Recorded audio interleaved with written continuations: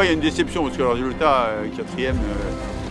Il y a beaucoup de déceptions parce qu'on avait un bateau qui était certainement performant et que malheureusement on n'a pas réussi à se confronter avec nos adversaires dans les conditions où on pensait avoir beaucoup progressé à cause de cette petite avarie de Safran.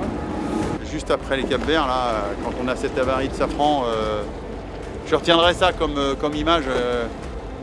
Moi, je me rends compte tout de suite que c'est foutu par rapport au Safran.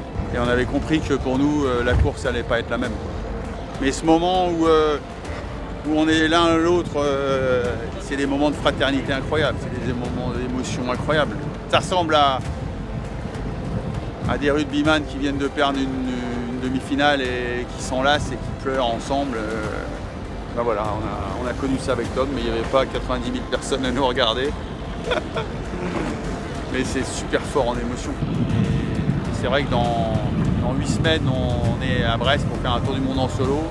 Et de continuer cette course et de continuer à apprendre, c'était énorme.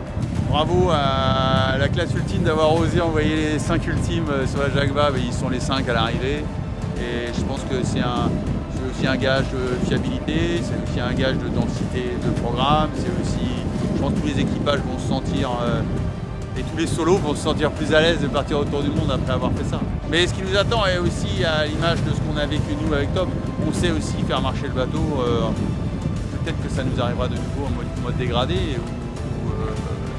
Et là-dessus, c'est quelque chose d'énorme. Donc c'est très très positif au bout du compte. C'est très décevant parce qu'on veut gagner.